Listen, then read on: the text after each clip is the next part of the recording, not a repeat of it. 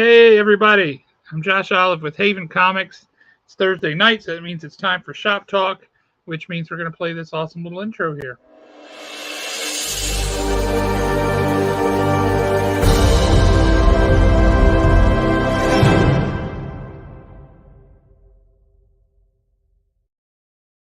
So what's happening, everybody? I hope you are having a great Thursday. I will say it's the end of June already, which means 2024 is flying past, and that's insane.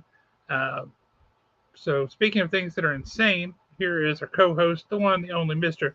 Alan Breedlove. What's happening, Alan? Certified badass. You crazy. I love that one. That one and this one right here are probably my two favorites. Fair enough. Fair enough. So what's going on with you? Absolutely nothing. I saw where the feels like temperature yesterday here in town was 115. Yep. And I was ready to pack up and move to Siberia. I'm already done with summer. I hate it. I'm fat. This is not for my people. I'm 100% with you on that too. What do you say? We got our guest for about an hour tonight. What do you say we go ahead and introduce him? What do you think? I got some music ready for him when he comes on. All right, you've got music ready. I like music. Music is good. So we are going to go ahead and introduce our awesome guest. We have appropriate music. So here he is, Mr. Jamie Sullivan. Yo! We'll fight for freedom forever. All right. We could listen to the whole thing. We've got it. We all know it. We all How know are it. you doing, sir? Good. But we're all very familiar with that. Yes, I would think so. I'm just guessing that you're about the same age range we are, which means you grew up with this, and this is like just in your blood. Is that accurate? Yeah, fairly accurate. I was born in 73, so the very beginning of 73, in January of 73. So yeah, I'm quite familiar. I was born at the right time for Star Wars, G.I. Joe, Transformers, all of that stuff, Hanna-Barbera, you name it. All the best stuff. Yeah. We're not biased. It's just true. It is true. You know, my kids enjoy all of it just like I do. So, yeah, it's got to be good. I mean, like it is transcended generations, and I mean, part of it is probably because we forced it on them. You know, like hey kid, you're gonna watch this with me. You know, when they're growing up. But my kids were genuinely interested. I didn't force them to do it. I had it on, and then they came in and they got involved. So. They didn't have to watch it. They just weren't allowed to change the channel, right? No, you know that's funny. It's funny that you mentioned that because so when I was a kid, I was an only child, and when I was a kid, I had a TV in my room after the age of like 7 or 8, and in the town in Northern California I grew up, that was unheard of. Like, you know, my friends and the other kids and stuff, you know, in town, they didn't have their own TV. And so I could watch, you know, whatever I wanted on the 7 channels that we got back then, you know, the 3 main broadcast channels and the UHF channels. But yeah, so kids today, you know, like our daughters had TVs like from birth in their rooms, you know, so they could watch wherever they want. I remember them having like the Princess television that had like the VCR built in right underneath. Oh yeah. Eventually a DVD player built in right underneath. Yep, Disney had that figured out early. Yeah, they really did. And my God, my oldest daughter, she wore out her Sleeping Beauty VHS tape, so I eventually had to buy a pirated like DVD version because it wasn't available yet on DVD, a DVD version of it from Japan on eBay, so you know she could watch it over and over and not wear it out. I have just such a copy of Song of the South. Oh yeah. The United States is the only place that you can't get that movie. It's sold regularly all over the world, other than, you know, here in the States. I mean, there's a reason, but you know. Yep. I'm the exact opposite of you. I was born in December of 73. Uh-huh. And as soon as my son turned 10, he was not given a choice. I sent him to his room, and I did not allow him to come out until he had watched all of Silverhawks, all of Thundercats, all of Voltron. Yeah. And to this day, he still says that was probably the best summer of his life, and he's 18 now. That's rad. Did you make him watch Tiger Sharks too? I never could find copies of Tiger Sharks. Yeah, the only place you can really watch that, there's some good copies of all the episodes there were on YouTube. So that's the best place to see them now is on YouTube. They're pretty bad. The animation was stellar. It was great. Just the stories are real goofy, real goofy. You know. But that's part of what made them so great.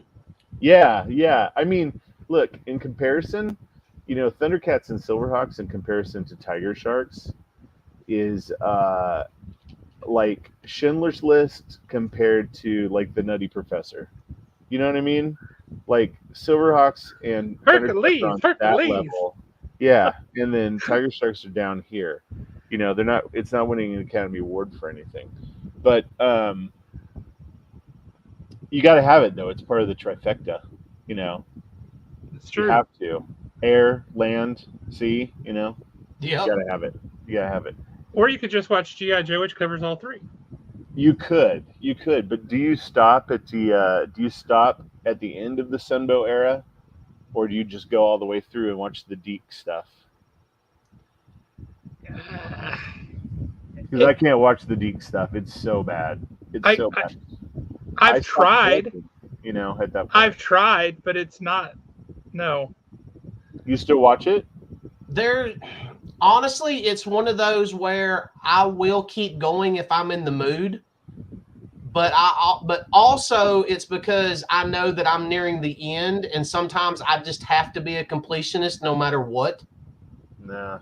You know, that's rough, dude. I can't do that. That's a lot of hours of my life I'd never get back. I know, but you know, it was the same thing. Like, say the TV show, a really good example, the TV show Eureka. Yeah. I cannot watch one episode of Eureka. If I even watch 5 minutes of it, I've got to start at the very beginning and blow through all 5 seasons.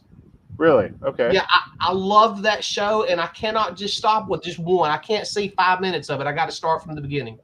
Okay. Yeah. This is part of what makes him a good customer at a comic book store.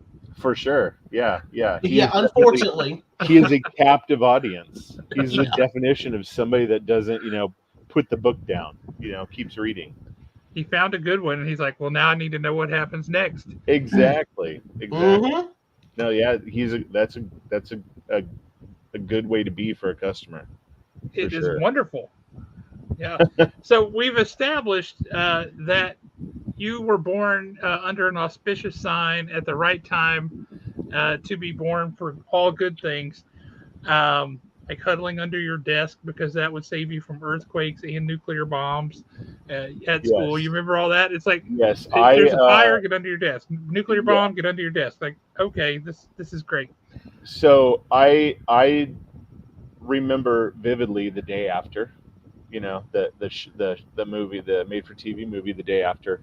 I even have a copy on Blu-ray now. But when I was a kid and that came out on television, they mentioned that Beale Air Force Base was hit first. And Beale Air Force Base, if you're not aware, is in Northern California. And it is the hub of all of the radar system for the entire western half of the United States. And so that's probably why they struck it first. It was also, at the time, it was the home base of the SR-71, the U-2 spy plane. And I grew up just outside. Like literally the town outside of Beale Air Force Base in Wheatland, California. That's where I grew up. And so, yeah, when I was a kid, I was scared shitless, you know, because I didn't want nuclear war. Yeah, and I was like, if we have a nuclear war, I'm going to be incinerated, you know. See, I grew up thinking and telling my dad, I remember telling my dad, like, you know, if anything bad ever does happen, we don't have to worry because we're in Huntsville, Alabama. Nothing could ever happen here. And he's like, You don't know anything about what this town is built around, do you? There's probably Redstone silos in your Arsenal, Missile backyard. Defense Agency, all this stuff, right? And I'm Yeah. like, oh man, Yeah. we would be targeted pretty quick.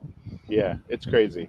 I mean, honestly, let's be real. Unless you live in Jericho, that's the only town that wouldn't be affected in nuclear war. I'm sure you guys are familiar with that show. Oh yes, absolutely. Yeah, love Jericho. Absolutely But- love that show. So, how did you come to be an artist, and more specifically, how did you come to like get into doing GI Joe stuff? Oh, that's a great question. So I've been an artist all my life. I haven't always done it professionally, but I mainly came from the toy industry. But one of my friends, Tom Waltz, who is the writer of Teenage Mutant Ninja Turtles and Last Ronin, he happened to be the head editor of like GI Joe, Transformers, stuff like that.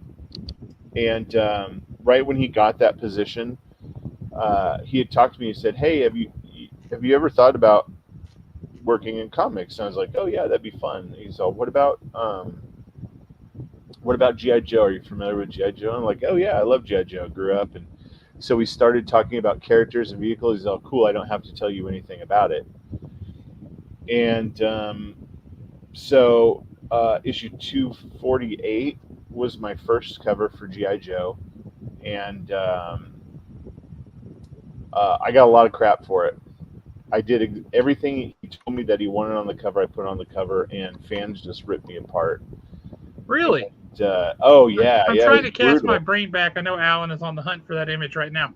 I'm Yeah, trying to it's cast Dr. my brain back to what that Piper. cover was, because he and I are both pretty avid GI Joe fans. Yeah, it's an RI cover. The print run was really, really low. Yeah, because those are all 1 in 10s, if I remember what Okay. IDW was doing correct. Yeah, correctly. Sorry, it might but be it a 1 in 10. looks 1 in 10 like was the 25. only picture, the only good picture that I can find fairly quick is an eBay listing. So sorry. No, that's fine. It's fine. You don't need to bring back bad memories. It's okay. Yeah, that's it. Thanks. See, I like that cover though. Yeah, what's Yeah. wrong with that? So they were giving me crap about because I used an A10. Because first of all, let me just clarify. I had 3 days to do this cover. 3 days, and so I used an A10 Warthog for reference. I was trying. to keep it Obviously, I mean that's exactly what the Rattler is based on. Yeah, except the engines are in a different spot. But They are, but I was trying to keep it grounded in reality somewhat.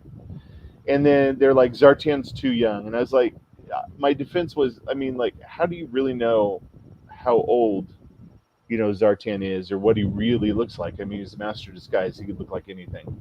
yep. And then the only thing that is really truly a mistake on the cover is the one thing that nobody gave me any shit for, didn't even call out. And so that kind of bugged me a little bit. Was Well, now I'm dying to know what is it.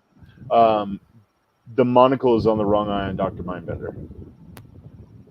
Well, it sure is. Yeah. But honestly, Nobody for the way ever that said he's a word about facing- that. What's that? For the way that he's facing, I mean, I see nothing wrong with it personally. Yeah. In fact, I mean, to me, this is one of the legit times that Dr. Mindbender looks like a true menace. Yeah. Yeah. So I put it on his left eye because of the pose and where he was at. It made sense. So you could see the monocle, because other than the monocle, I mean, he's just a bald dude with a mustache.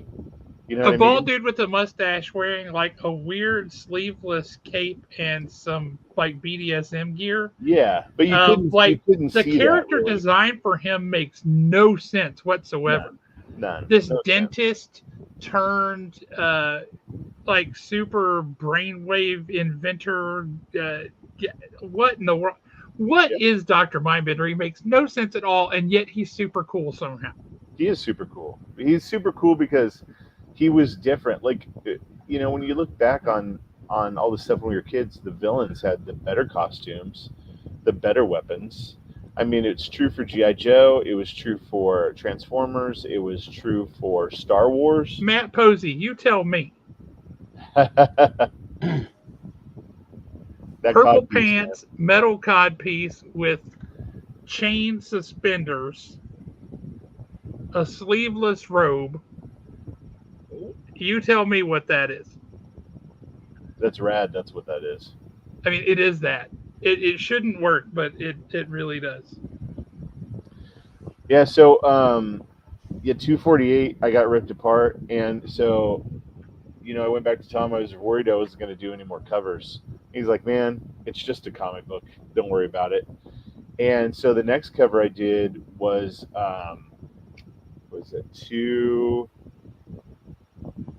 256? It was the one with the Night Ravens and the Sky Striker on the cover.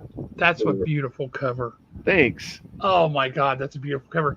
And that's one of the things that for me, it's very clear to me, and maybe you're just really good at faking it, but it's clear to me that you have this stuff like you love this stuff because it's like you go out of your way to put in vehicles and little details from back in the day that nobody else is really that anxious about or nobody would think about, but there they are. You'll see it. You've got all this close-up stuff here of ninjas fighting and kicking, but in the background there goes a Sky Striker. It's like you do that kind of stuff all the time, and I think it's awesome. The Destro #1 cover that you just did. Yeah. The Ridiculous. It's a exclusive cover. So it wasn't just available for order through Diamond or what have you. Yeah. But all those blueprint drawings and the background. See, look at this cover. That is the perspective on that. Oh my God, that is a beautiful cover. That's so awesome. So at that point, Tom approached me because I did a series of 4 covers. He approached me and said, "Hey, I want you to do 4 covers. I want you to think about the toys, and I want you to think about like when you were a kid playing in the backyard and you had your G.I. Joe toys. Like what did you do?" And so he kind of just let me go. And that's a pretty good editor right there. Yeah, I mean, there was some trust involved, and Michael from Hasbro, knew that I cared about the franchise and knew that I knew the brand really well, and so I put 4 different covers together. They're all very different, but they're all literally everything that you see on those covers is something that I did when I was a kid playing with my G.I. Joe toys. So, the whole Night Raven thing, I remember like playing with my friends and this, Ace would come over the top, like roll over and come down and attack the Night Raven, my buddy's Night Raven and stuff. And I remember the one I drew, people were like, why did you draw a Terradrome like in this like canyon, And I remember when I was a kid, I had a couple of conquests, and we pretended it was like the trench run from Star Wars. Sweet. And the conquests came in and stuff, and they were gonna blow up, the Terradrome, and it was a whole feeling of. It reminded me of Star Wars when I was, especially the conquests. The conquests totally reminded me of X-Wings. And I did the one where the Hiss tanks are escaping the Cobra Temple because all the Skyhawks are coming in and blowing everything to hell. See, you start putting in Skyhawks and things, and that is such an iconic vehicle. I can't wait for them to release that on the classified line. It's the right size vehicle for them to release at the size for classified, right? Yeah. Because some of these things, like how big would a Sky Striker be? How big would a Terradrome be? How big would a Night Raven be? It would be enormous. Yeah, it'd be thousands of dollars. But a Sky Striker, you could do that. I mean, they just did the Ferret, and the Ferret, it's a good size, but it's a reasonable size for the toy line, right? Yeah. I think where little shout out to Major Blood there. I think where it starts getting I think where it starts getting to the point where it becomes a rich man's game and a little bit unaffordable is when you try to do something like a Night Raven, where it's, first of all, space would be an issue for a lot of collectors. It would be cost prohibitive for a lot of collectors. So something like that would probably be like a HasLab. It would have to be. But yeah, you look at like a Terradrome for classified. Look at the cantina that's up right now. That thing's $500, and that's only 3 feet by 3 feet and only like 9 inches tall. Yeah. So I saw a guy who has 3D printed a Terradrome. I saw that too. The classified size, and Yeah. it's gorgeous. I love It the is little pads that he put on there that stick out for the trouble bubbles. Yeah. The little landings. They're Those really are awesome. cool. It's really, really cool. I love 3D printing. I really do. One of my problems with 3D printing for my personal stuff, my personal collection, is the print lines drive me crazy. Oh yeah. It drives me absolutely bonkers. I see some really cool stuff that people put up for sale, customs and different vehicles and everything, and then I zoom in and I can see print lines on it and stuff, or the edges aren't cleaned up. I'm like, oh. Now, is that like your artist eye zooming in on it? I mean, is that what? Sure. Yeah. So I mean, like a lot of people, I like a polished product. You know what I mean? I like a factory product. I have the utmost respect for the artists that create these things, and can print them, because the stuff is amazing, absolutely amazing. I can't do it. I have no idea how to do it. I wouldn't even know where to begin. It's just one of those things where, like, I see it and it's just one of those things that drives me nuts. It just the print lines and they bug me. I do it with my own art. Like I don't have anything that I've done aside from one piece that I did for my wife. I don't have anything I've done hanging up in the house. I don't like to look at it, because when I look at it, I can see things I would change. Things that I messed up on that nobody else probably notices, but I notice. And at some time, you just have to let it go.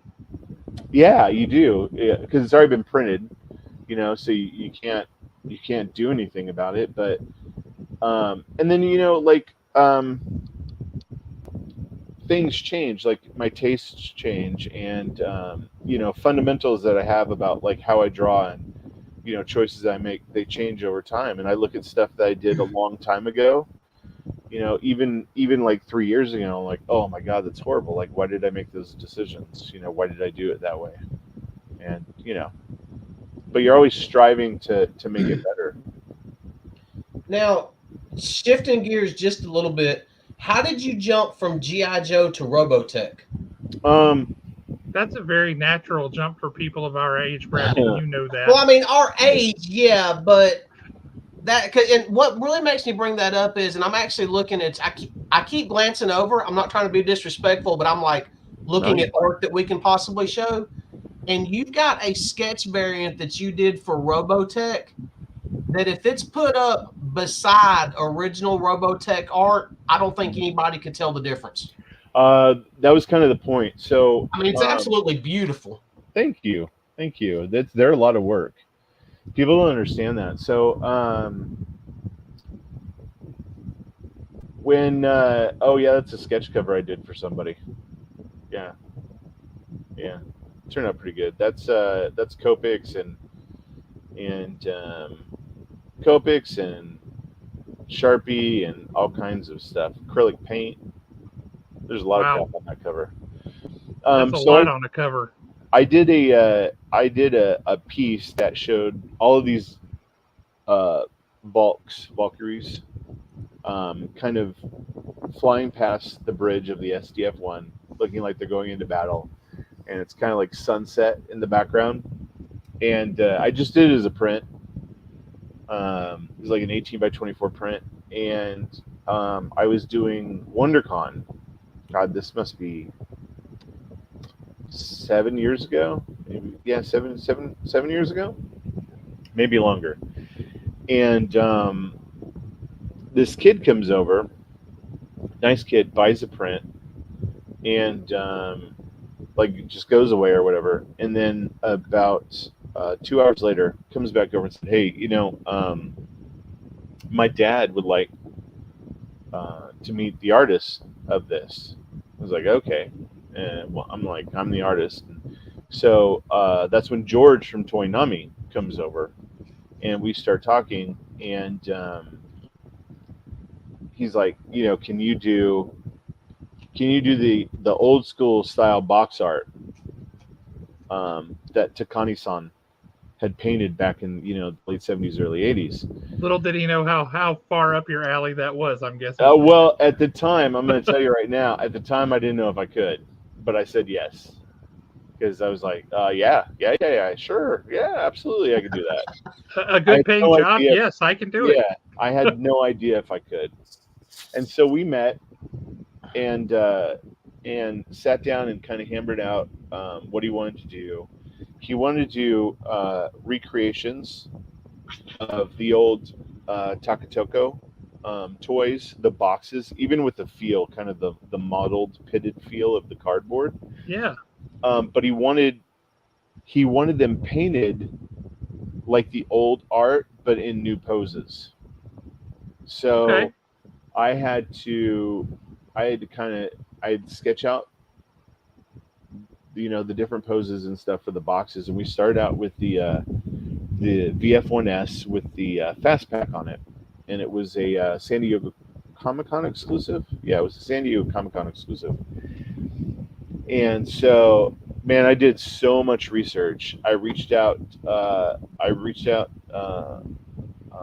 To Takani's son, and I looked into the types of paints that he used, everything, and a lot of those paints, colors, that company aren't around anymore. Sure. So I ended up using mixed media. It's a lot of different stuff. It's acrylic, it's gouache, it's ink, it's colored pencils, everything.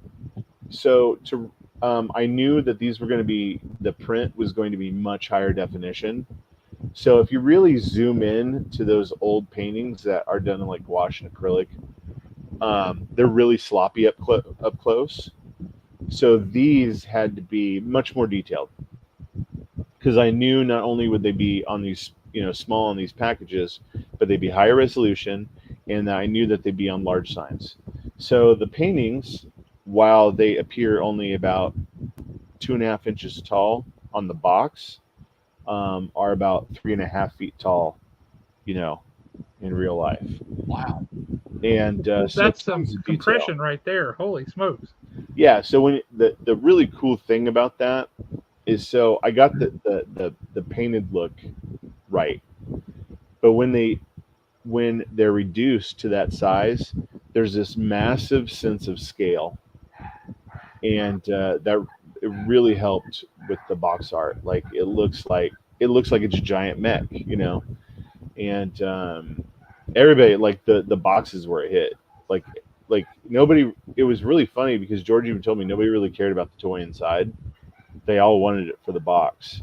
So Interesting. we did that one, and then we did the VF1S in heavy armor for WonderCon, and then I did a series of all of the bulks individually. So like the VF1A with, it had Lisa on the front of it, and then the VF1S, and then Rick, Max, and Miria's VF1Js. So yeah, so that's how I got the job. I got the job because I was in the right place at the right time, and the owner of Toy Nami came over, and so I got to be friends, because I got to know the guys at Harmony Gold. Well, and he came over because you were cool to his kid, not knowing who his kid was. Oh yeah. So look, I'm gonna Get to the root cause here. the pro tip for everybody, for every artist out there: it costs absolutely nothing to be nice to people. That's what I tell Absolutely. my people at my shop all the time. Yeah, just be kind. You know, even if you're having a bad day, you know, a little smile. Hi, how are you doing? You know, you don't have to chat for an hour or anything. Just be kind to people. There's nothing wrong with that. But yeah, I mean, yeah, his kids are great kids. George's kids are wonderful. They're both in college now, and you know, all grown up, just like my kids. But yeah, it's kind of crazy. But yeah, very very very nice family, and George is a great guy. And Toy Not, a lot of people don't know that George owns Toy Nami all on his own. You I know, didn't he know puts that. all these toys out all by himself. It's not this huge corporation. He has a small office. It used to be in like Santa Monica, but now it's in Oceanside. But yeah, he's got his own factory. He handles all of that all on his own. I Yeah, had it's no idea. I just always assumed it was this big corporation. no, it's George and George. It's just him. Wow. It's just him. But yeah, I got to know Tommy and Steven at Harmony Gold. Great guys, and you know, after long conversations with Tommy and Steven, they knew that I understood Robotech and had a love for the franchise, and I enjoy Macross. Like, I don't want to open a can of worms. I don't like to argue with people, especially over cartoons. That's ridiculous. There's like people like, first of What all, else is the internet for? I know, but arguing over cartoons and toys, that is first world problems right there. That's 100% You know, accurate. that is like, it's absolutely ridiculous. It's like the whole argument with Acolyte and Star Wars right now. People think that Disney has taken the original trilogy and like burned every copy on the planet. You can't watch it anymore. Like, if you don't like the Acolyte, don't watch it. Nobody's holding a gun to your head. You know what I mean? Like, Yep. nobody's forcing you to do these things that people are complaining about. They're like, oh my God, you're ruining my childhood. How? How are you ruining my childhood? It's so like what I'm talking about with Macross and stuff. I love Macross and I love Robotech. You can love both equally, Mm-hmm. or you can dislike one and dislike the other. If people really knew the stuff going behind the scenes, uh, Harmony Gold is not holding anything. In fact, Harmony Gold just collects a check now every month. It's Sony that kind of controls everything now. Sony's the one that has the film rights and all the animation rights and everything. Yeah, so it's There funny. was Like, another one. I don't understand. I just don't understand the arguing on the internet over cartoons. I just don't. I don't get it. Yeah, it's the one thing about fandoms. It's like people who love things kind of come together and they celebrate the thing that they love, but there's always this element um, where it turns on itself and it becomes nitpicking the people who don't love it exactly the same way you do or the exact same bits about it that you do. And then it turns into factions and then they all fight. And it's just this weird thing among humans that we do. And it's like, why don't we just enjoy it? Yeah, you can't. And if you don't enjoy it, go do something you do enjoy. Right? You can't change people's minds. No. You can't forcefully change people's minds. Ask everybody in the Middle East. You can't, like, a belief is a belief. You have it, and you can't argue and fight a war to change somebody's mind. So I've never understood that. Especially like G.I. Joe is a great example. I see people arguing over the figures, like, why are they doing this? Why are they doing that? Star Wars, again, Star Wars. Look, you guys are the same age as me. I remember, I tell people today, like, you have no idea. You can turn on Disney Plus right now and have thousands of hours of Star Wars content at your fingertips, literally. Which we would have killed for when we were kids. When I remember 1983, the dark times, it was over with. There was nothing. And then the Ewok movies, okay. And then the two cartoons, all right. And those were canceled after, like 2 seasons. And so there was nothing.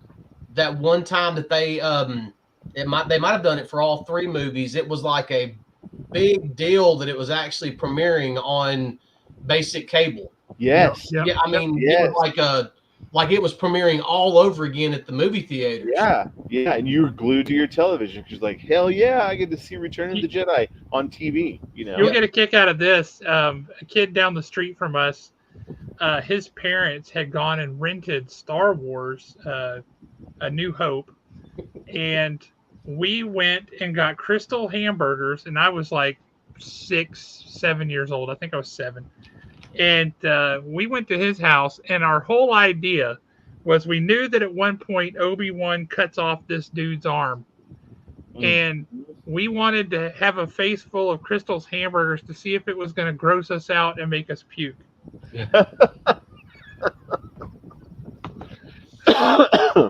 Ponda Baba. Did Ponda Baba's arm getting cut off make you want to vomit?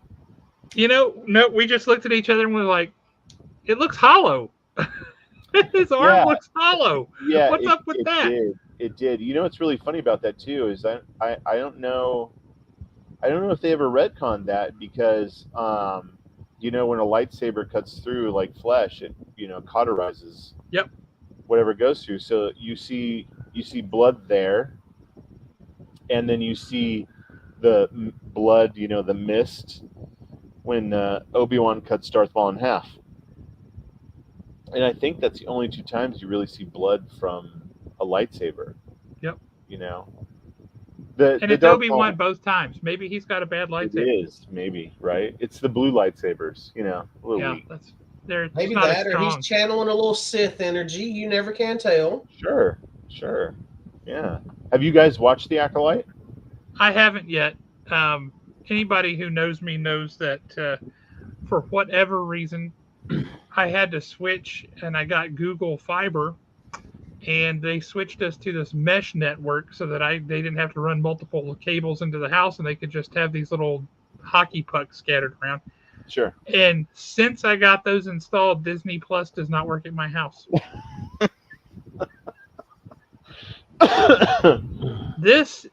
The irony of that, given that I am a massive Disney fan, and that Disney has Marvel and Disney has Star Wars, and I love the National Geographic stuff too, and now Hulu. Disney has all the stuff I want, and I can't watch it at my house. Can you get it on your phone? I can, but I'm not a phone guy. Why I say that is if you get it on your phone, you just buy a Chromecast and just cast it from your phone to the television. That's an end around. Yeah. I have it should work the way it's supposed to work. Sure. I totally get that. So I have this thing, this mental right block about it. I will say I'm the same guy who, if you want to know, Gail Simone, I don't know if you know her, but Gail Simone, comic book writer, she's awesome. Yeah. She posted a question the other day, like, what's the nerdiest thing you've ever done? And I'm like, nerdy, petty, maybe one of the jerkier things I've ever done. I backed a game on Kickstarter called Dreaming Spires. Okay. In this board game, you are an Oxford Don trying to grow your college and make it more prestigious than everybody else. And that's what everybody else is doing too. Okay. And I'm thinking J.R.R. Tolkien was an Oxford Don. I can get into this. I'm all about this. I backed this Kickstarter. I finally get it. It comes in the mail. I take it out of the box, and here it is in its packaging, pristine, shrink wrapped. I flip it over, and I look on the back, and in the writing, the narrative on the back of the box, they do not use the Oxford comma. I'm an English major. It's a game about Oxford, for crying out loud. They don't use the Oxford comma. I not only never cracked the shrink wrap on that box, but I sent them an email telling them why I wasn't cracking the shrink wrap on that box. So it's print lines for you. That's the print lines. Yes. For you. Exactly. Yes, that's what it is. Yes. Yeah. It drove probably insignificant to 99.9% of people. Yeah. But to you, drive you crazy, right? So much so that you don't want to have anything to do with it. Yeah. Okay. I just couldn't. I just no interest in ever opening that box. I ended up selling it at the store super cheap. My cat is trying to get into the So video. you can never have too many cats on the internet, and that is a gorgeous cat. As this is Zoe. We've had Zoe since she was 3 years old. She was a rescue, and she's about 16 now. But she's very spry. She's missing a lot of teeth. See, right here. But, I knew if Kaylisa was watching, Kaylisa's a big fan. She's very happy. Now I have to ask. Sweet girl. Yeah. I have to ask because I know how you artist types are. Has Zoe ever made it into a comic book that we don't know about? No. More specifically, has she ever ruined art? No. Zoe's really good. So Zoe, right across the room over here is my drafting table, and I have a stand right next to it. And when I'm drawing, there's a cat bed on it. When I'm drawing, she comes and sits next to me, and sometimes puts her paws up on the drafting table, because cats like to mimic. And so sometimes she sits there and pretends like she's doing the same thing as me, leaning over the drafting table. But That's she fantastic. just comes and she'll sit next to me and just sleep and stuff. So Our friend Andy Price is an artist. He's got 5-6 cats. He has lost more than one piece of art to a cat. Like he was working with some inks, and one of the cats, I forget which one, just goes boop and knocks this thing of inks over his whole. And he's like, no. Yeah. No. All of the pieces of mine that have gotten screwed up are by my hand. Yeah. Not my kids, not my wife, not our cat, nothing. We have a cat and we have a tortoise. A tortoise. What's the tortoise's name? I gotta know. Gamera. Gamera. Okay. Okay. Yeah. So you can look up Gamera online and see why our tortoise is named that.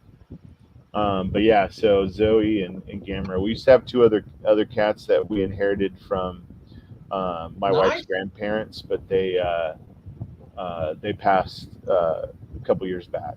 So that is an obscure reference that a lot of people are not going to get. I like that because I just looked it up.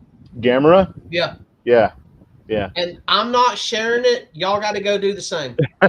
Yeah, so Gamera, when I was a little kid, on Channel 41, the UHF channels where I grew up, they showed all the Gamera movies when I was a kid. Not really Godzilla, but all of the Gamera movies. So I was a huge fan when I was a kid. Nice. But yeah, so yeah, look it up. You'll see what it is. And our tortoise, he's a California desert tortoise. Yep. He just wanders around the house and has a little home that he goes into and sleeps. He has a area, a little like placemat carpeted area where his food and water are at that he goes to, and he lays in the front sliding glass door in the sun. So yeah, he's super cool. He's chill. Does he ever give the cat rides around? No, he's not big enough, but Zoe, and so we've had Gamera almost as long as we've had Zoe, and Zoe and Gamera like to lay in the sun in front of the sliding glass door together all the time. So that's Yeah, adorable. they've been around each other's. I think we got Gamera when he was 6. So Gamera's going to outlive me, my kids, and probably their kids, because his life expectancy is like 110. Crazy. And, it answers the lifelong question from Highlander, though, right? The Queen song. Yeah, who wants to live forever? Tortoises. Our tortoise. Yeah, he wants to live forever. Yeah, he will too. He's treated like a king. Let me tell you. As he deserves. Yeah. As he deserves. So, back to business here for a minute, because we know we got you've only got another 15 minutes or so. Yeah. Where can people find your art? You can find me on. Holy Moses. Okay, hang on. Let me tell you this, because you guys are. So I'm on Facebook. I'm on Instagram. I'm on X. I'm on Threads. I'm on Kara. I'm on Hive. I'm on Mastodon, and I've never even heard of half of these. Blue Sky. I'm on all of those. Good Lord. Here is the website. Yeah, my website's easy. It's jamiesullivan.net, So one of the things I want to talk to you guys about is going back to when we were kids, right? GI Joe, our love for GI Joe. Yeah. Do you remember when we were kids and we get the mail away stuff? Like we get like a letter, and we get Oh, the hooded stickers. Cobra Commander, Duke. Yeah, and we get Yeah. like posters and all that stuff. Yeah. Well, okay, so like I think it was last year or something. I saw that somebody was trying to start like a GI Joe fan club again, and you could join or whatever. And then I saw grumblings online that nothing ever got shipped for it. So I was like, I'd really like to do something like that, not a fan club per se, but like when we were kids and you got like really cool shit from Hasbro, right? So what I came up with was it was called Prints from the Pit. This month's is gorgeous. Oh, that was actually for that was for May. June's the line art for June's. I'm a little behind, and I'll tell you why. Okay, the May one is dude. Was it on there? You got two of my Okay, favorites so- right here. You got Storm Shadow, and up here you got Spirit, and that's just not a pairing that you see often. Oh yeah, Spirit and Storm Shadow. Yeah. Oh God, that's gorgeous. So each month, right? You get either a 16 by 24 or an 18 by 24. It depends on the size of the paper that I use. You get the print, that large full color print. You also get an 11 by 17 print of the line art, and then I toss something special in there, secret, but I'll fill you in on a couple of things that they are. So I'll give you an example. So April's Print from the Pit was inspired by buddy cop movies, and it was Recondo and Outback, obviously blowing up something in the jungle and running from the explosion through the jungle, kind of looking like a buddy cop thing. And I've got so- Recondo and Outback right next to each other down here. yeah, so you got that print, right? Yeah. You got the smaller 11 by 17 print of the line art, and then you got what's really the secret prize, the secret thing that you got. Charles Michael Hill, a good friend of mine, he was and it's surreal to say that, like these guys that were involved with GI Joe when we were kids, like are friends of mine now. It's kind of surreal. So Charles created the dialogue script and the script for Special Mission Brazil, if you remember those figures from when Yes. we were children. Yes. So what Charles did, he created it's over there. He created Special Mission El Salvador, and he wrote a whole story. And it's a special operation briefing of what's happening in this picture and kind of leading up to what's happening in this picture. And it's on like a parchment, and it says GI Joe at the top. Special Mission El Salvador, secret operations briefing, and the whole explanation. And then he signed all of them. Oh wow. Nice. At the bottom. So yeah, You Michael have me with Crocmaster. I feel like I need to see some Crocmaster. maybe down the road, but Michael signed all of them, and so that was the secret edition that you got in that month. The one you were talking about earlier with Storm Shadow and Spirit. If you can find that one, you need to pull that one up. Not only did you get the gorgeous. print, and you got the 11 by 17 of the sketch of the line art, but I had all of them signed for the people that purchased them. All of them signed by Greg Berger, the voice of Spirit, and Keone Young, the voice of Storm Shadow. Oh, that's So- beautiful. So all of these prints, they're only $40 a piece. That's the coolest sci-fi I've ever seen right there, by the way. You like that one? That's the coolest sci-fi. He has never looked better than in that picture right there. That's my love letter to Hector Greedo right there. So that one right there that's all painted. That's all gouache. That one Now is all this gouache. one right here is, oh come on, pull up, is absolutely stunning. Yeah. Oh yeah. Not letting me enlarge it though. That is that is a Storm Shadow piece I did for Keone Young, the voice of Storm Shadow. Yeah. So yeah, the Prince from the Pit, and why it's important to order them to be a part of it is I only make 25. That's it. That's it. There's only 25 available each month.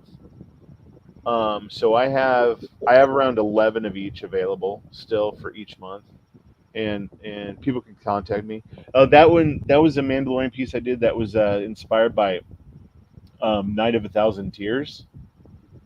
In the Mandalorian lore, Yep. where the Empire The comes, mythos, yeah. Glasses over the whole planet. Yeah, pretty much just they made like Carthage and destroyed the whole thing. Yeah. Yeah. Now, you have one print that I've seen, and I'm not going to tell Josh about it on purpose because I don't want Josh and I to get into a fight over it. That I would have to watch. But if you just happen to have a class of 1983 laying around the house that you don't want anymore, and it just happens to find its way to my house, I would take very good care of it. Me personally, I don't even think they're available on the website anymore. That I saw that on your Instagram, and I'm going to show it right quick, just because now I know that Josh can't get one either, so I'll show this. Yeah, that's what I don't think people understand is a lot of these prints. I only do when I say I do a limited run, and that's it. So the class of '83, I did do a second print run of it. Holy smokes!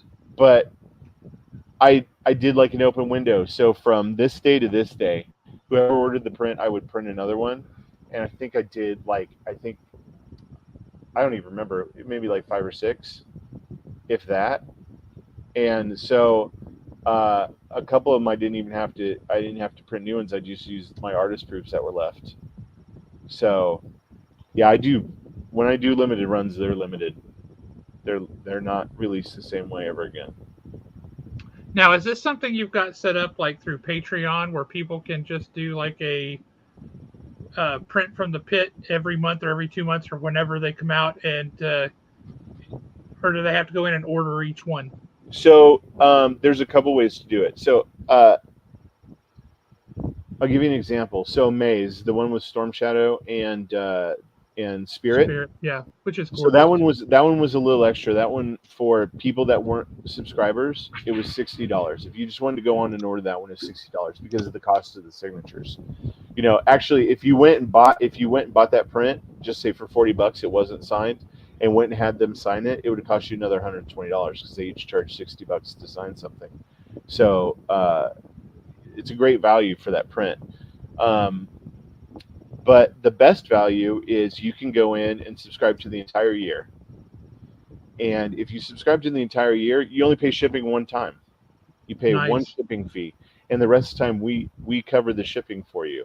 And if we have more expensive prints throughout the year, you don't have to worry about that. You paid the 40. It works out to $40 a month, and so that's all you paid. So if a print comes out and it's $60, well, you just got it for 40 because you paid for the whole year up front. The monthly ones too. If you do it monthly, if you sign up for the subscription, we send you a recurring invoice every month for the $40. If you were a subscriber, the Storm Shadow and Spirit was $10 more than it was normally, so it was only $50. So you save money being a subscriber that way. And if you get all 12 prints, if you get January through December, I'm doing a 13th print, a secret 13th print that only the people that got all 12 it'll be available to them. And I'm only printing enough just for them. So, and I know exactly what I'm doing. It is actually, it's already done. I'm not going to share it because I'm not going to share it until it ships to the people that subscribed, so they can be surprised. But it is an unused wraparound cover that I did for IDW. So, man, yeah. But yeah, all kinds of cool stuff like that. You know, I So do people just go to your website and there's a yeah, subscription, a way yeah. to do that? You can pick yearly, monthly, or just buy prints a la carte. And you don't just have prints, because I know I just ordered that Destro #1, CGC graded, I think. Yeah. Um, I just finished those. I was going through treatment and sitting there just doing the remarks, the Destro busts on the cover for the people that got the CGCs. Yeah. It's a good time to do it because I don't have yeah, what else am I going to do, right? sure. So yeah. Now, one of the things that I've got when I go to cons and such that I'm putting on my list for commissions these days is Destro's face, Mm-hmm. and pick a character that's like coming at him reflected on his helmet. Oh, kind of like the Wolverine and Hulk cover. Kind You of, see the yeah, reflection of in the blades, yeah. But you right, see the reflection on his helmet, sure. yeah. Yeah, that's pretty cool. But yeah, That's pretty. Or you get like real meta, and have one where it's Destro with the reflection of Cobra, the helmeted Cobra Commander in Destro's helmet. the reflection back and forth. And the other one is Cobra Commander with the reflection of Destro in his face mask. See, that's driving me crazy just thinking about how that could possibly be drawn. Right? I know it's been a while since you've been to a barbershop, Alan, but you remember when they had, you used to go to the barbershop when you were a kid and you'd sit there and look in the mirror, and there was also the mirror behind you, and it just kept going in forever. Yeah, Yep. yeah. The infinity effect, yeah. Yeah, that reflection could get that way between those two. That'd be cool. You just do it on like two Joe covers and just opposing, Yeah. It'd be pretty neat. The other one I like is to have Snake Eyes chopping the head off of a cobra. I like to see how people envision that. Like Chopping an actual cobra. Like an actual cobra? Yeah. Oh, Peter would love that. Yeah. I think I've got the one that Brian Silverbacks did for me. Right, you see, I have more art than I have wall space, which is unfortunate for me. But here's a if you want to embiggen me real quick, Alan. This is a Princess Leia that I got from Tony Harris. Oh, nice. Is that not gorgeous? Oh, that'll make you fall in love right there. I did a Princess Leia in pencil with an X-wing. It's somewhere on my Instagram or Facebook page. I did it for it was a commission. Yeah, here's the one that Brian Silverbacks did for me. All right. I like how he outlined everything in red. That was pretty cool. Yeah, makes it pop. Yeah. But that's a fun one because you get to see what do people envision when you just tell them that the prompt. Snake Eyes cutting off a head. It doesn't matter, is he like waist deep in water? Is he flying through the air? I don't care. Sure. However you visualize, however you envision that. Yeah. That's the thing for me is kind of just it feels weird to tell an artist, no, I want you to put him in exactly this pose and to do this and to do, like, why would you do that?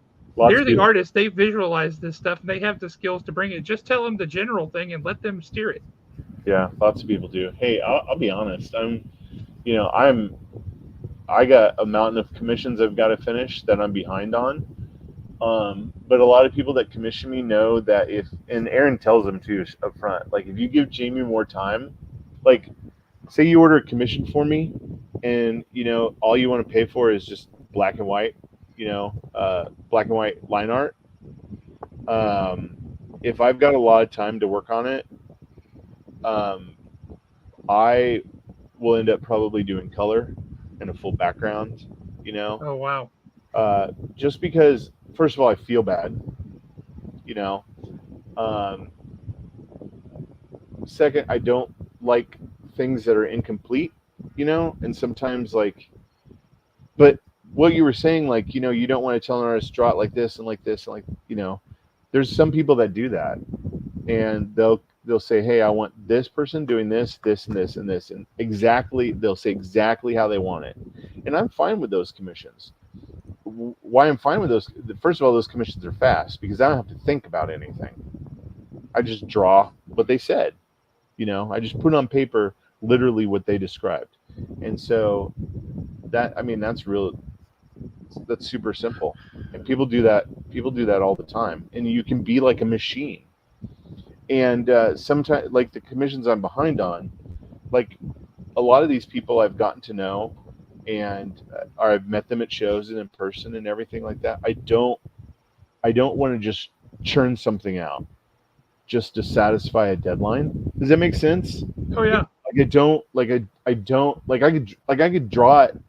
Like the commission that I'm working on right now is a painting. It's a recreation of a Hector Garrido piece. And man, I've been working on it for a long time. But sometimes I have to step away from it because if I try and push myself, I'm gonna screw it up. And then I'll just have to start all over.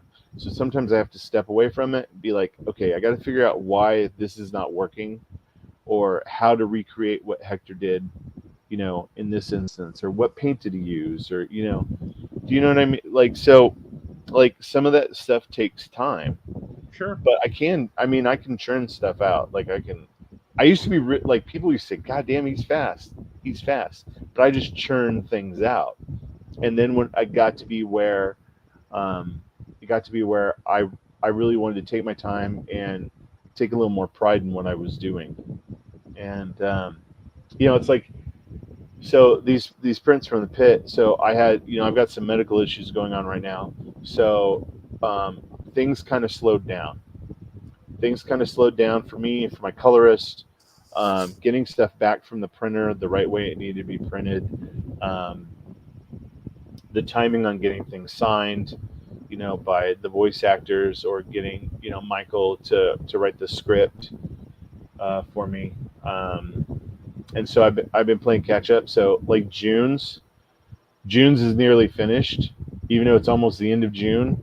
So tomorrow on my all my social media, I'll be sharing the line art for June's print from the pit, even though it's the end of the month, and it'll be colored and out the door by the beginning of July, and then I'll announce July's in about a week or so. So can you tell us what it is? June's? I can tell you that it is an homage. It's an homage to a favorite cover of mine by one of my favorite artists, and I am trying desperately to do him justice, and his inker justice, because they're both like the pairing of the two are phenomenal. They work together forever. I will tell you, it's Snake Eyes versus the Crimson Guard. So when you see it, I hope that you guys recognize the cover that I'm homaging right away. If you do, then I feel like I've done something right. Nice. So it's very hard for me too. I am hopped up on antibiotics and all kinds of stuff right now. So, and I can't walk. My foot's up on this like thing because I got to keep it elevated, and yeah, crazy. It's crazy. No fun. Well, I hope you feel better. Yeah, I do too.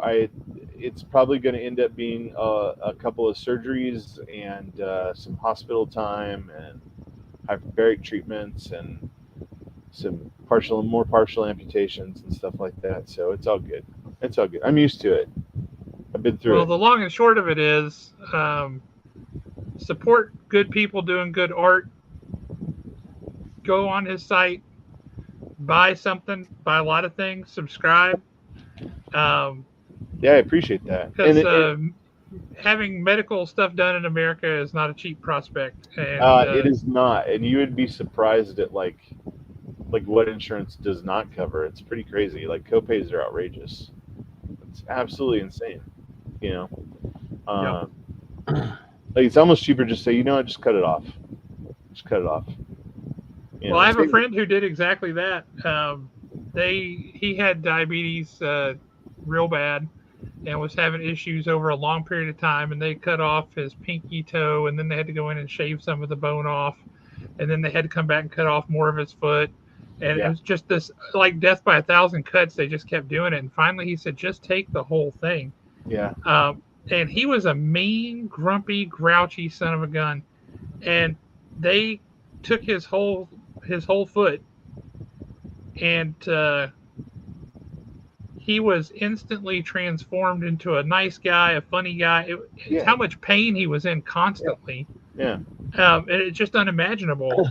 I'm fairly fortunate. I mean, not fortunate because I have peripheral neuropathy, so I don't feel anything in my legs. It's like walking on, like peg legs. Um, but yeah, I've already had part of my foot amputated. I've had part of my leg, a bunch of the tendons removed and a debridement surgery. Um, but yeah, they're gonna have to take more of the foot, more of the bone. Yeah, yeah. I Well, know it is. I don't want to. I've got this weird thing. Like I don't. I want to keep it as long as I can. I like to drive. yeah, I understood. like to be the one behind the wheel, and yeah. So yeah, it's crazy. It's crazy. Well, But yeah, if that is what you end up doing, you can do what my friend Brian did. We've got some local folks that we used to work with, one of their people, and we still volunteer for them. The North Alabama Search Dog Association. These folks go out and find people who get lost in the woods and all that kind of stuff. But they also find drowning victims, and they work with the police to find murder victims or suicides and things like that. that's super And cool. so they have to train for the cadaver dogs. They have to train on actual human remains. Yeah. They do make fake sense of human remains. But when my friend Brian got his foot amputated, uh, he donated it to them. Yeah. Some friends had some property, had several acres of property, so they were able to bury it, know exactly where it was, and that way they had GPS data that they could say we know exactly where it is, and they knew exactly if the dogs were right or wrong, so they could train them really effectively. Yeah. Yeah, it was something.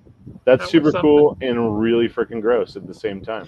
Isn't it? I was sitting here Yeah. thinking, I don't know That if My I friend can do Darcy that. was like, I can't believe they let me go to the hospital and pick up Brian's foot. Yeah, that's really bizarre. I don't know if you could do that here in California. You probably I mean, can't. I wouldn't be a bit you surprised. can't, 'cause I think it immediately goes to like a lab and then is incinerated right after that. yeah, 'Cause on it's one so- hand, you're like, that's awesome. But on another hand, you're like, that's morbid as shit. That is. Well, dude, the super- worst part is these folks will get, when people have babies, they will get the placenta Oh yeah, because that's human remains. that's Yep. pretty common. There's a lot of people that out here that keep their placenta and they use it when they plant like a tree or whatever. They Right. plant under a tree and all that shit. One of the doctors, when one of my friends asked if she could keep the placenta, he looked and he said, "You're not going to eat it, are you?" Oh, there's And she's people like- that do that. She's like, "What?" And there are people who do. Yeah, there are people that straight up do that. I mean, No. teach their own, whatever. I mean, I guess there's weirder shit you can eat, but it's still, I wouldn't do it. No. I wouldn't do it. But yeah, I share a lot of like this stuff, like what's happening to me on my Facebook page, and people always ask me why I do it. And there's a lot of people in our industry that don't take care of themselves. Yep. Not just the people that work in the industry, but like the fans and stuff. Yep. And I'm somebody that I was diagnosed and I didn't do anything about it. Like I didn't care. I didn't take my meds. I took my meds occasionally when I felt bad, like my metformin and stuff like that. And I let it go. I let it go for years and I didn't do anything about it. First of all, because it wasn't affecting me like it does now. And, when you're younger, you think you're indestructible and, not me and all this stuff. And I'm scared of needles. And I'm like, look back, I'm like, you're a fucking idiot. You're an idiot. And so I hope, because I'm only 51, I hope that I'm a cautionary tale for a lot of people I know. And I get a lot of messages from people saying, I'm going to check my foot. I'm a diabetic. I never really thought about that. Or, yeah, I'm bad about taking my medication, or I should see a doctor, because I'm like, I have problems with my eyes. I've had cataract surgeries. I get needles stuck in my eyes every 2 weeks, for the past 4.5 years. I'm I have chronic kidney disease now. I'm in stage 2 renal failure. Like, all this bad shit that can happen to you as a diabetic from not taking care of yourself is happening. Is happening. And I mean, for the last like 6 years, I do everything by the book, and I know a lot of stuff that doctors do. I've read everything I can get my hands on about diabetes and taking care of yourself and prevention. New England Journal of Medicine studies on diabetes and everything, and I take care of myself, and all this shit is happening to me still because of all the stuff I didn't do before the past 5 or 6 years. Well, good on you for using that to help other people. I mean, I try. I mean, they gotta read through all my bullshit about G.I. Joe and Robotech and Star Wars to get Hey, to a spoonful of sugar, brother. Right, for sure. Well, not for a diabetic. Good point. That's a poor metaphor in this case. I wasn't going to say anything. I was hoping it was just going to slide through. Right. Spoonful of metaphorical sugar. I think that's okay. But yeah, so they can find all that on my social medias, and I try to keep people entertained at least. And I mean, like some of the shit's a downer, but I try to be upbeat about it. So I hope people can see themselves in some of the things, and not be afraid and go to the doctor and say, hey, look, this shit's wrong with me. Like, stop it now. So. And saying, I don't think you're being a downer, because to me, it's extremely important, and it's good that you're talking about it, because there might be that one person out there that's never thought of it, and then they just happen to see your post and they're like, well, wait a minute, he's describing exactly what I'm feeling right now. Yeah. I mean, so, if it helps one person, I mean, it's made it all worth it, as far as talking about it. Yeah, one of my good friends who owned a shop in Sacramento, we used to talk back and forth all the time, because he had diabetes and you couldn't figure out why he was having these pains, and went to the doctor, did a bunch of tests, and he messaged me one day. He's like, I got my test results back, and I was like, okay. And he's all, I have stage 4 pancreatic cancer. I was like, what? Oh, jeez. What? He's like, yeah. He goes, I had no idea. So he goes, if I don't talk to you for a little bit, I'm taking care of a bunch of things. And I was like, okay. His name was Gene Farley, and just an incredible guy. And then he was gone in like 3 months. It was crazy. It was absolutely crazy. And I just think about like if we wouldn't have talked about anything, he wouldn't have gone in. Like, he just died one day, and not had time to do anything, or it's I was heartbroken that he died, but he was able to get stuff set up for his wife and his kids, so he had the time to do that, and he was able to say goodbye. And I mean, that's important. Yeah. Gene was a great guy. Gene was an amazing guy. He had a bunch of my art. I did a signing in his shop one time too in Sacramento. So, but yeah. So it's 6:14. I am late. Yes, we've kept you way over, and I apologize. Yeah. No. Please do not apologize. I get to get a shot of insulin, and I get to take a handful of antibiotics, and a bunch of other pills that I do not know the names of, but my wife says they're good for me. So. Trust your wife. Yes. Sometimes. Unless she starts asking too much about the life insurance, in which case maybe don't. But no, believe it or not, she does not like to talk about that. She hates talking about life insurance. Yeah, that's a good sign. You can trust that one. Yep. Yeah, I want to bring it up all the time. Like, we got to talk about this. So, nope. Good for her. Nope. Well, I hope you feel it better. I hope everything works out for you, and you have definitely got an open invitation. Because I'd love to come back. We've only scratched the surface of our potential G.I. Joe conversations. That is 100% accurate. We could have G.I. Joe conversations for hours. Trust me. And about the comic book industry. I would love, you know what? I'll come back on and we'll talk about the comic book industry and why it's failing.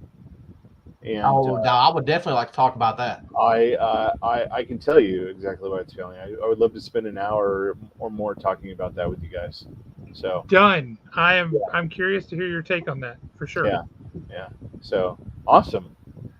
Well, we you guys appreciate it, having me. sir. We're going to send some people your way to pick up some art, and Lord knows I'll be picking up some more. But In yeah, answer to your question about the class of '83, I don't have anymore, but I do have a class of '84 and a Cobra class of '83/84 coming out.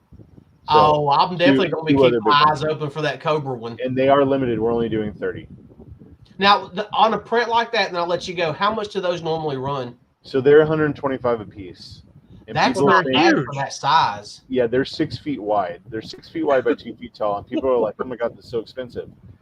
Those prints cost a little over $80 to print, each one. So That I size, would that's think. not a bad size. I honestly, I only make like $36 or $37 on them. So they're very expensive. We were going to sell them for more, but nobody wanted them then. So You found the 125 sweet was spot that, where you could sell. Yeah. and at least make a little bit of money, you know. So if I sell 30 of them, I make a few $100s. So, but yeah, they're a pain in the ass to print. I would think. My printer hates doing them. Hates it. So, I can see why. That's enormous. yeah. So those will be up soon. Awesome. Well, we will continue to send people your way, and we look forward to having you back on the show to talk some comics and everything else. I appreciate it very much. Thank you guys for having me. It was good talking to you in person. Yeah, absolutely. Appreciate it, sir. Yeah. We'll holler at you later on. You have a great night. All right. You too, buddy. All right. Thanks, Jamie. All right. Bye-bye. Bye.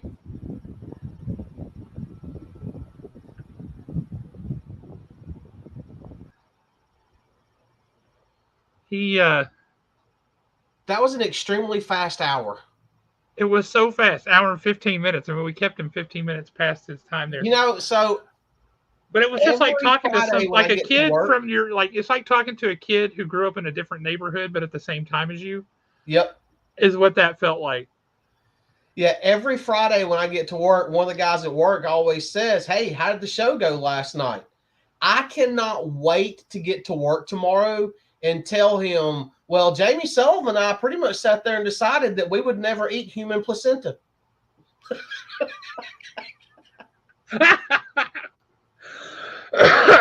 That's fantastic. So, yeah, that class of 83, 84 Cobra print, that's my wife's going to be upset, but that may be hanging in the dining room by the end of the year, hopefully. You know, he said how big that was, and I instantly started envisioning where I could put that. Did you? Oh, okay. He just disappeared. I was about to ask him if he wanted to come back on. I wasn't sure how to get out from backstage there. It took him a minute. When I saw the class of 83 G.I. Joe print on his Instagram, the first thing I thought was, how can that be framed? Oh, God. Yeah, that'd be miserable. I mean, because if it could be framed, I know the perfect spot. And I know this is going to sound bad, but a lot of people have never seen my garage, so you don't understand what I'm about to say. If it could be framed, I've got the perfect spot for it in my garage. I was picturing above Captain America's shield there at the store. Yep. Yeah, that'd be a good spot for it. Great spot. But holy smokes, he's got some awesome art. I wish we could have popped up. Maybe we still can. The one with the Cobra hydrofoils, because that's one of my favorites. I love the way he does the vehicles. That one with the Sky Striker and the Night Ravens. Holy smokes! Oh yeah, that was gorgeous. Beautiful. I'm trying to see. And for those of y'all that did not know what we were talking about, the few times that it got mentioned, I'll share it right quick. This is the Destro #1 cover that we were talking about. I just ordered that from him, CGC graded 9.8 with a remark. All the background detail with all of those blueprints for the various vehicles made by Destro's Mars company. Holy smokes, that's awesome. Oh, yeah. Well, speaking of which, I think that would be a really good segue into Destro #1. What'd you think? I thought it was great. I loved seeing this ruthless warmongering version of Destro. The bit where he went to that kind of old temple kind of thing to his ancestors and was looking at, and they had all the statues with their old style and the different styles of masks. I thought that was really cool. Yeah, I really enjoyed it. I already like this whole dynamic between Destro and Cobra Commander of Cobra Commander is giving him orders and he's saying, I don't work for you, I'm working with you. Yeah, it's we're working together. You get the feel of we're working together, but I really and truly do not like you. Uh-huh. We just have the same common goal right now. Yep.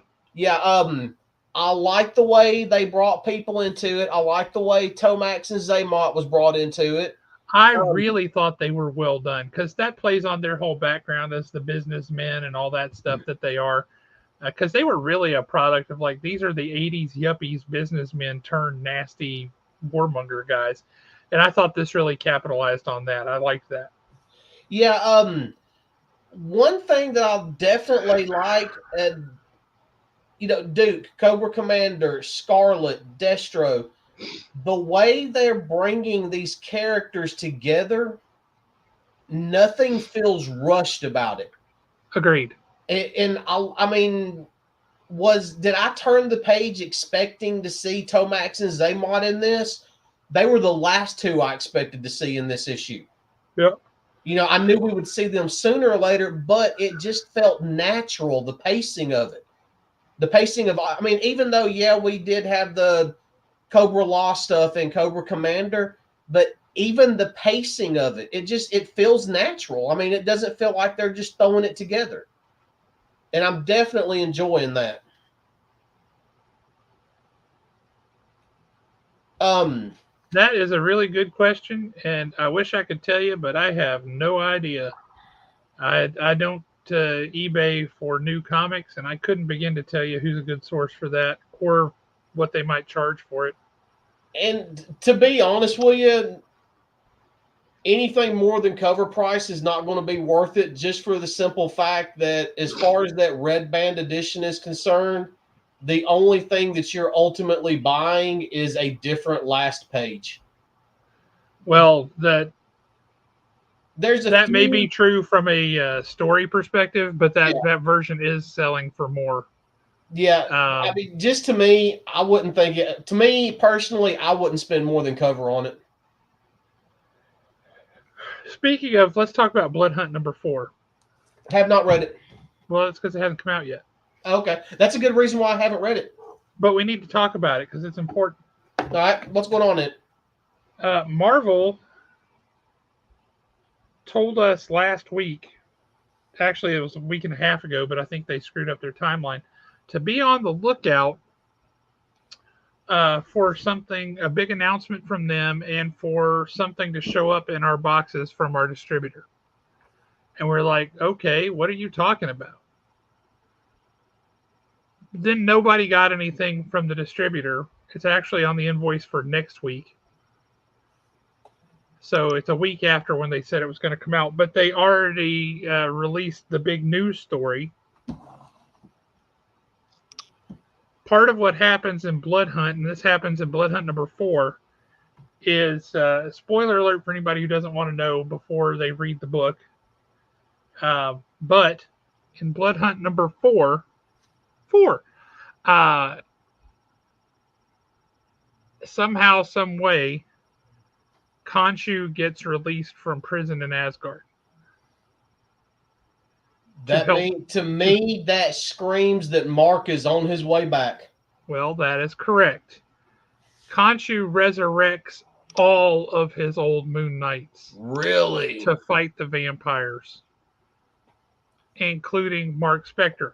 Now, people have been speculating that Vengeance of the Moon Knight #9 was going to be the last issue of that series, and that is correct because Moon Knight Fist of Khonshu #1, or actually #0, comes out in like 3 weeks. It was not solicited. It didn't show up in any catalog. We just have to order it completely blind, completely sight unseen,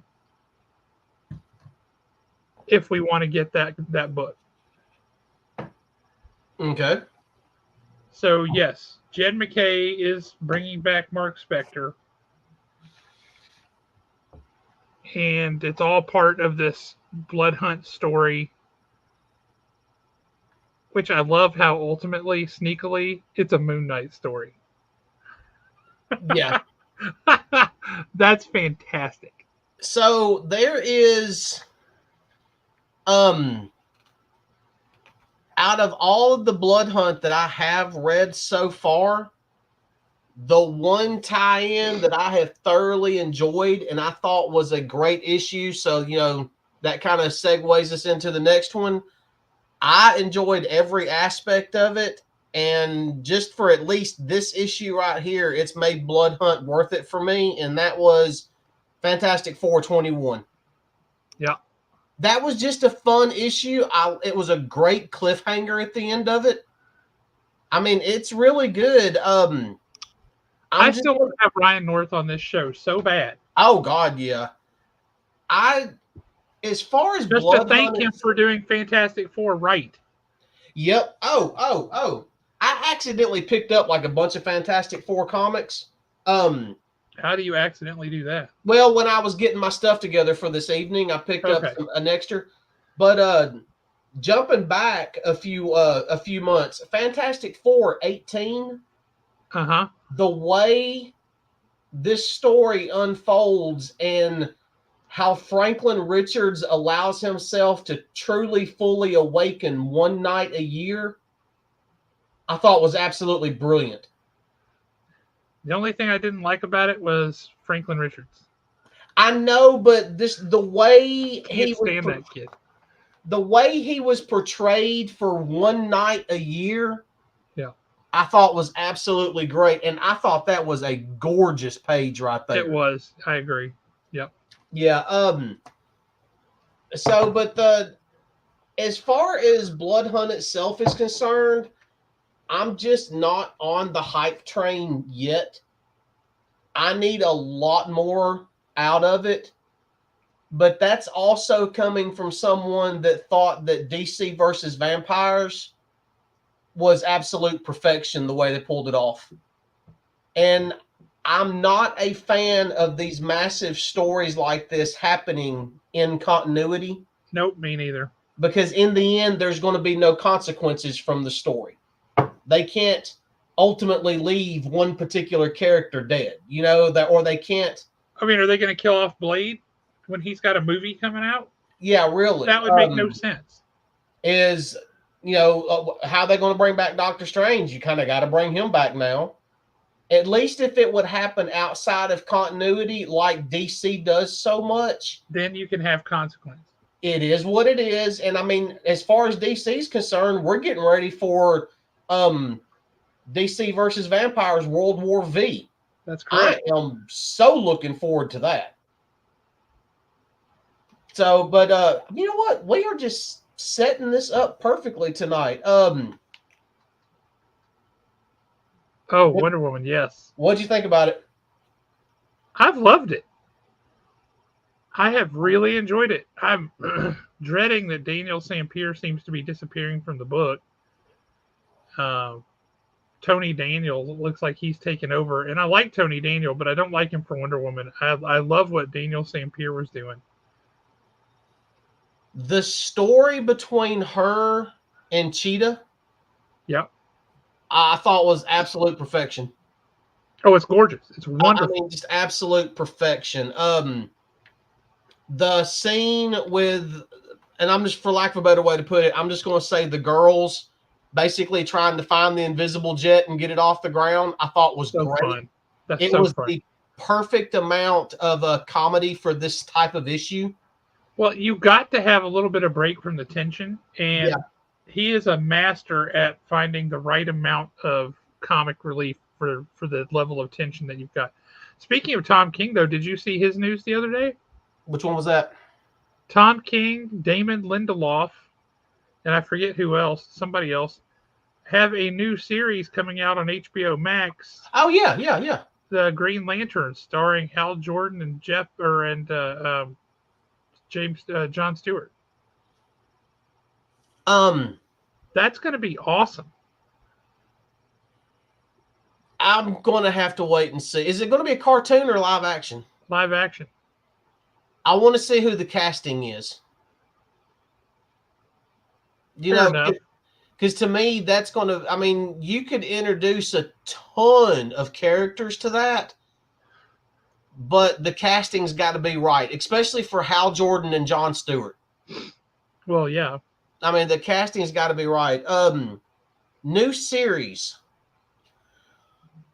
I'm not going to come down on this as hard as I want to, just because we're not that type of show. But Spawn Universe, y'all really need to slow down.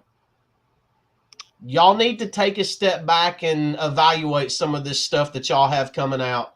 I read this the other day, and I still can't. There was nothing standout about it, nothing spectacular about it. It was just kind of whatever. I read a comic book. It's just so we'll move on from that.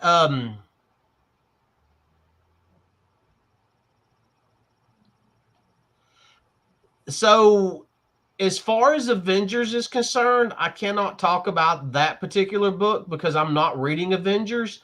Yep. But as far as Fantastic Four is concerned, if you're not reading Ryan North's Fantastic Four series, you are truly cheating yourself because it has been absolutely phenomenal. From issue 1 all the way up to 21, I think is what we're on. Yep. Yeah, 21. Yeah, it's been fantastic. Next up on my list, and there's even been a couple of articles come out about this book since last week. And that is Batman 149. Oh, yeah, that was an odd one. It was an odd one, but the big thing that has got everybody tore up about this book and that they were talking about, I'm sorry, it wasn't 149, it was 148. We Are the Storm. Yeah, that was the big thing. This was an odd one, I'll give you that. But I like the way that it ended. Yeah, I thought that was pretty cool too. With Selena and Bruce, and I like the way that it ended. The only thing that could have made it better, and this is for the cheesy, tender-hearted, raised on John Hughes movies fool that I am, if we would have seen their silhouette in one of the windows at the end of it. Yeah, that would have been perfect. That would have been absolutely perfect. But literally just the way that he brought the family back together in this without actually, hey, no costumes, we having this meeting, y'all all going to be here, and they don't know what's going on. And then when they figure it out, man, I just thought that was great. It was really nice to see, and it felt very organic. Yep, and him and Vandal Savage, they're going to have at it. And that's going to be, yes, they are. That's going to be a great fight when they do. I think so too.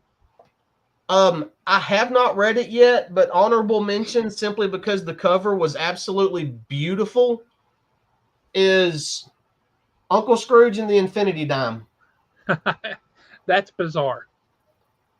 But the cover is gorgeous. No doubt about it. That's a gorgeous cover. It really is. You don't get a Alex Ross painted Uncle Scrooge very often. No, and it's one of those that when you do, you've got to pick it up. Oh, you have to. Gorgeous book. So, yeah, I got caught up on all the Fantastic Four. So, have you read G.I. Joe 307 yet? Which one is that one about? I don't want to tell you. If you haven't read it, I don't want to tell you. A lot goes on in that issue. So I just want to wait and let you read it. Okay, hey, when did it come out? Probably this week. You'll probably pick it up tomorrow. I tell you what, let me jump on League of Comic Geeks and at least look at the cover, and I can tell you because I mean I'm caught up on G.I. Joe. I've never fallen behind on G.I. Joe. Oh, Daredevil 10 come out this week. Mm.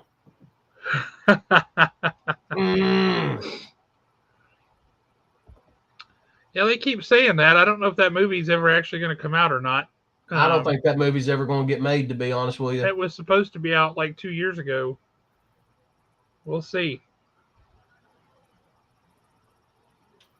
I think Jamie Foxx would be good in the role, but we'll see. You looking it up? You said 307? I think it's 307.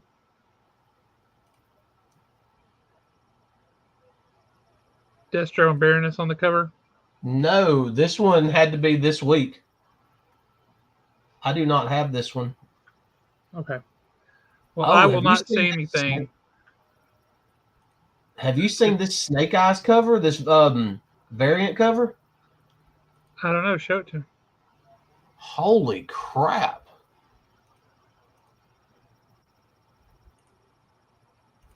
That's a variant cover. I have not seen that. That's gorgeous. Is that a variant? I don't think it's a variant. I think that's an exclusive. Yeah. Let's see. It is. I got to jump out of that to go back into this. Final Order Comics Scott Godlewski Virgin variant. Yeah, Final Order Comics. That's an exclusive. Okay. This issue had a ton of exclusives with it. This particular issue did. Well, that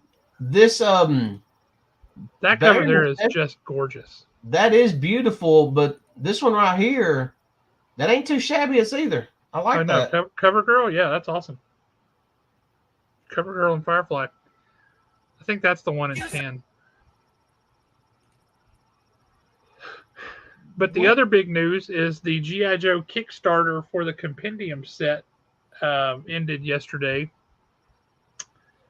and it blasted through and is the highest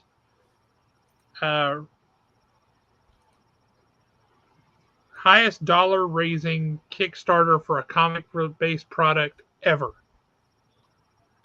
The previous high was 3.2 million, which I believe was Berserker with the Keanu Reeves signed stuff. Yep. G.I. Joe Compendium set raised over $3.7 million. Wow. 3.7 million.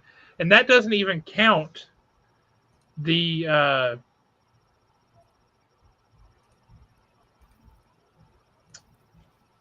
that doesn't count any retail stores who participated in it. Yeah. Because we get in and we order as part of the campaign, but we get to place a number of orders instead of just one at a time kind of deal. So that doesn't even count retail orders. So that's going to be pretty significant, I think. I believe we are ordering 9 copies. Of which one now? Of the Compendium set, the box. Okay, set. Gotcha. And that's the hardbacks, right? Yep. When those all come out in October? October, November, yeah. All right. So I've got until then to save $4 billion, but yeah, I can pull that off. Now, are you getting the G.I. Joe and the Cobra, or just one or the I've got 6 of the G.I. Joe Compendium sets and 3 of the Cobra ones. Because that's about the ratio that we had people ask for. The really cool thing is that lets us get the all the stretch goals and all the other stuff that comes with it as part of the set there. So that's exciting.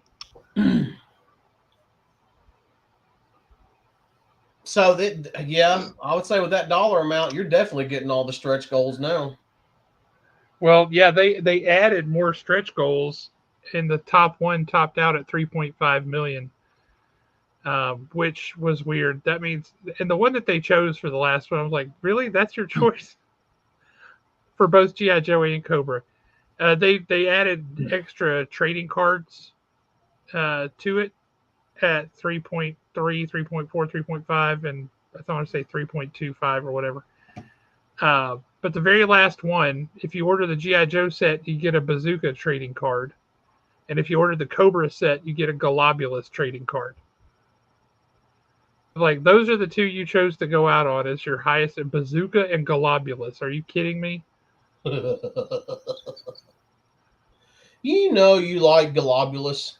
I like the earlier one. I think it was at 2.3, which is Jinx for GI Joe and Wild Weasel for Cobra. Yeah. I thought that was pretty cool. But it's interesting. It's exciting. And then today we got the notice that GI Joe #1 is coming.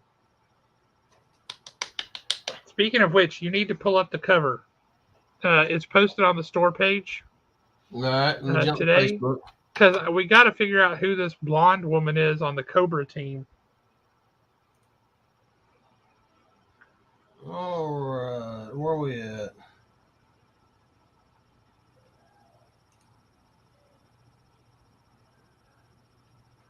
Just scroll down a little ways. No, I'm there. I'm about to pull it up now. I posted it today. There we go. That's a wraparound cover. You're talking about this blonde woman right here. No, I know who that is.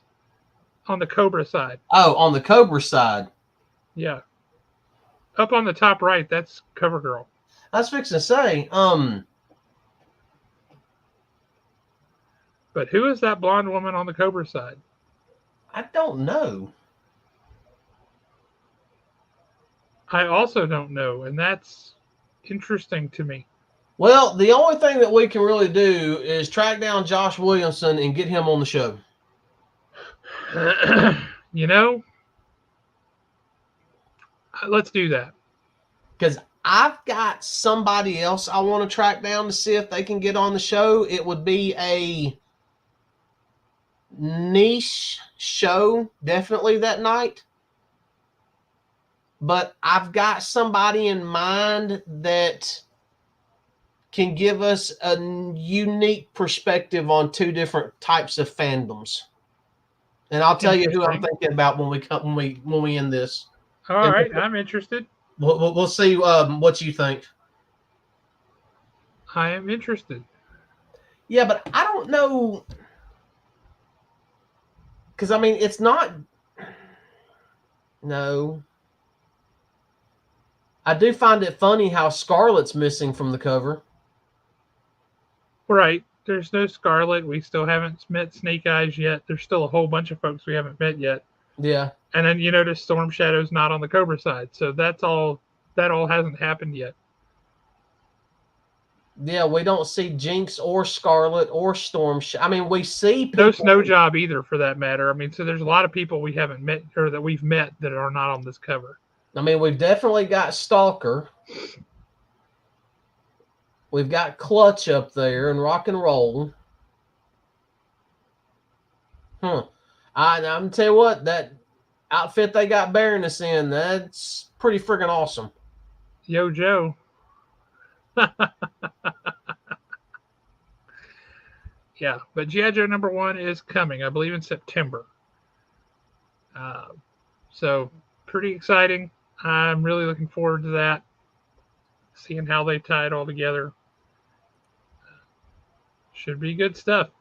But yeah, it odd between yesterday and today we get this reveal about this new, very short-term turnaround Moon Knight book, and then we get announcement of G.I. Joe #1 today.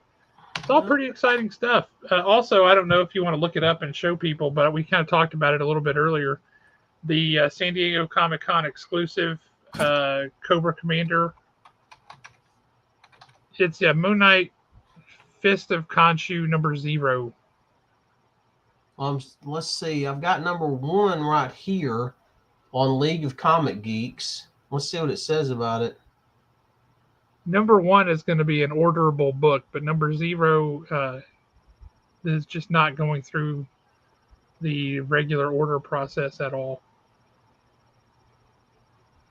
And it takes place immediately after Blood Hunt #4.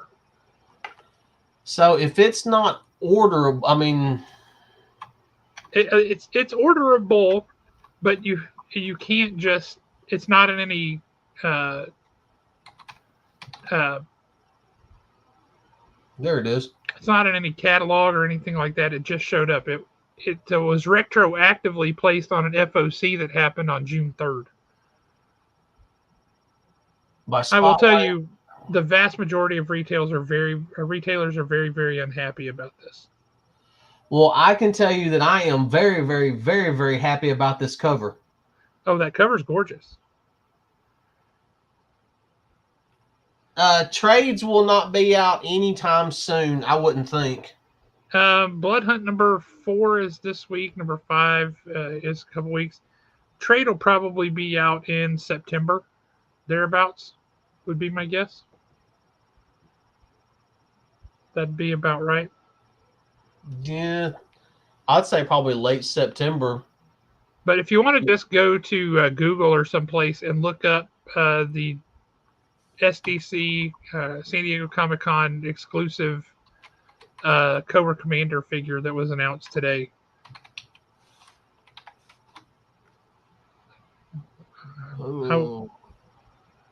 Once a Man, there it is. You'll recognize it. Oh, nice. Going into the whole, and it appears that they're going to be announcing the whole Cobra Law group. Now, that is pretty. That's pretty slick looking right there. I mean, that's straight out of the movie, if you remember. Yeah. Look at that head. Yeah, I wouldn't do it with the snake head. I would do it with his helmet on. I think it looks better. Wait till you get to the leg. He has a replaceable leg that's just like the lizard foot. See, I just like the way that looks. I agree. That's just creepy. Yep. No likey.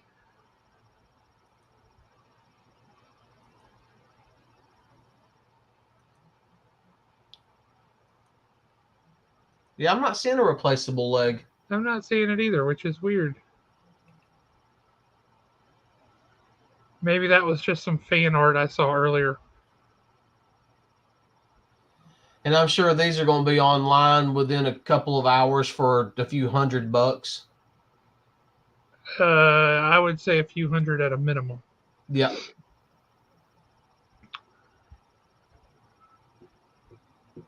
Yep. So big day all around. Lots of news, lots of things shipping, lots of things being announced.